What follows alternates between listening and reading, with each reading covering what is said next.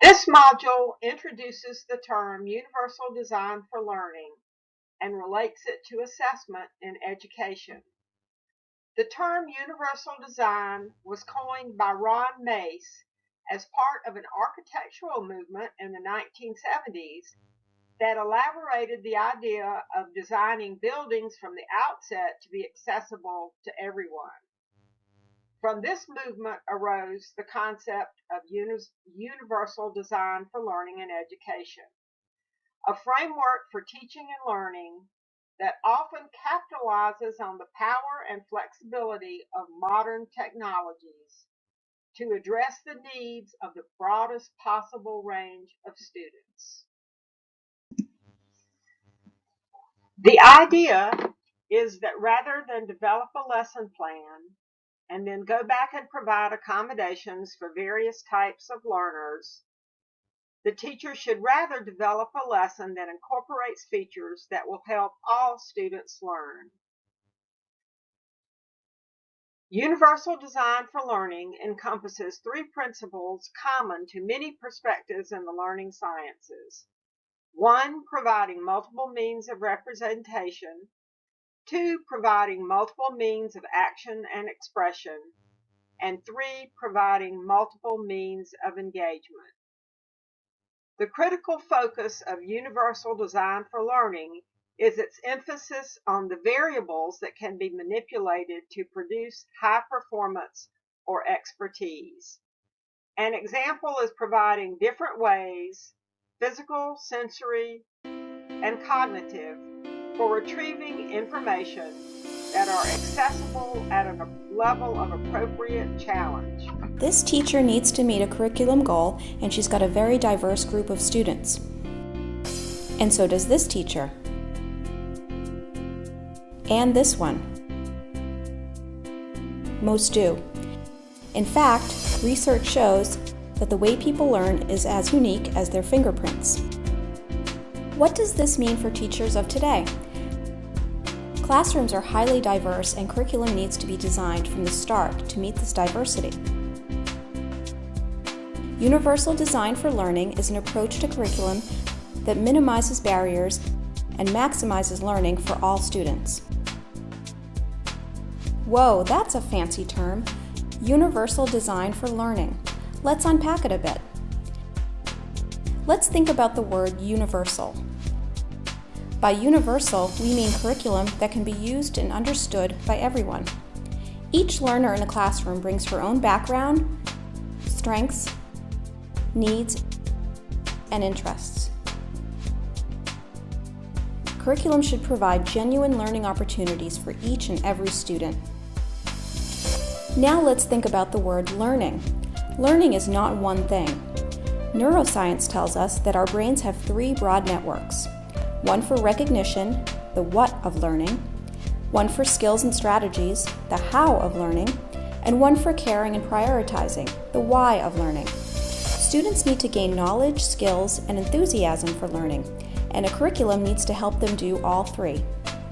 But every learner is unique, and one size does not fit all. So how do we make a curriculum that challenges and engages diverse learners? This is where the word design comes in. A universally designed building is planned to be flexible and to accommodate all kinds of users, with and without disabilities. It turns out that if you design for those in the margins, your building works better for everyone. Curb cuts and ramps are used by people in wheelchairs, people with strollers, and people on bikes. Captioning on TV serves people who are deaf, people learning English, people in gyms, and spouses who get to sleep at different times. UDL takes this idea and applies it to the design of flexible curriculum. UDL goes beyond access because we need to build in support and challenge. So how do we use the UDL framework to make learning goals, methods, materials, and assessments that work for everyone? First, ask yourself, what is my goal? What do I want my students to know, do, and care about? Then ask, what barriers in the classroom might interfere with my diverse students reaching these goals? To eliminate the barriers, use the 3 UDL principles to create flexible paths to learning so that each student can progress. Number 1, provide multiple means of representation. Present content and information in multiple media and provide varied supports. Use graphics and animation, highlight the critical features, activate background knowledge, and support vocabulary so that students can acquire the knowledge being taught. Number 2, provide multiple means of action and expression. Give students plenty of options for expressing what they know and provide models, feedback, and supports for their different levels of proficiency. Number 3, provide multiple means of engagement. What fires up one student won't fire up another. Give students choices to fuel their interests and autonomy. Help them risk mistakes and learn from them. If they love learning, they will persist through challenges. And remember, always keep in mind the learning goal. Get rid of barriers caused by the curriculum and keep the challenge where it belongs. And that's it. Okay, quick recap. Show the information in different ways, allow your students to approach learning tasks and demonstrate what they know in different ways, and offer options that engage students and keep their interest. Universal design for learning equals learning opportunities for all. For more information on UDL, go to www.cast.org.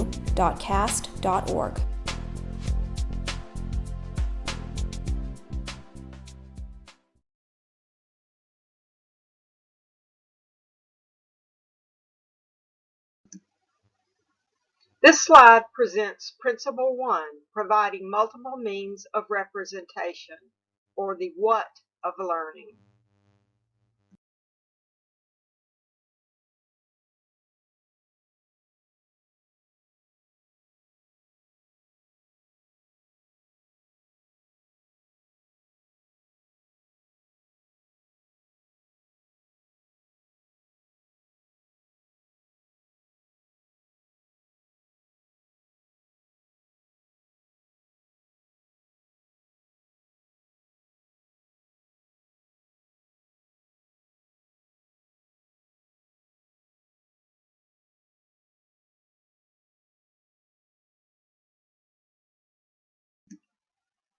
This slide presents Principle 2 of Universal Design for Learning, providing multiple means of action and expression, or the how of learning.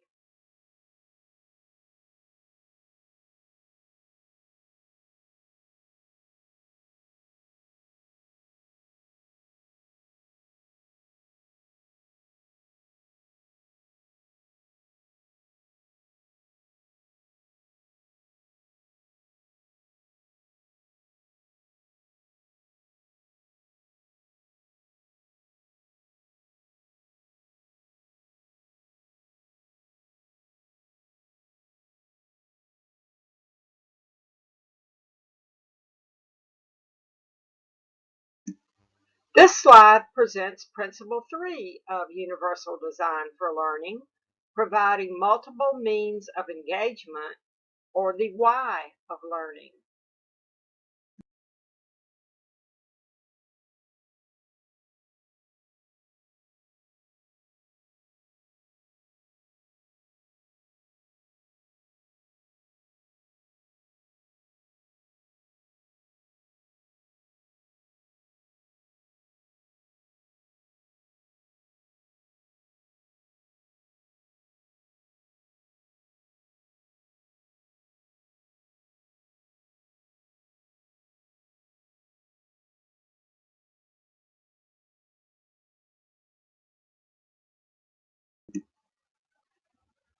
UDL is an important framework for understanding accommodations for diverse learners in assessment.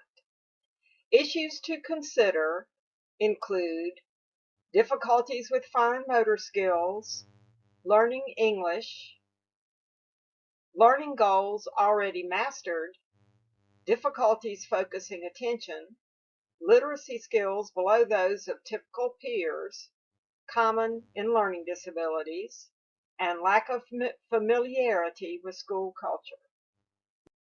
To conclude, I would like to introduce the concept of backward design developed by Wiggins and McTighe. Backward design is a process of planning which begins with identifying the desired results of instruction.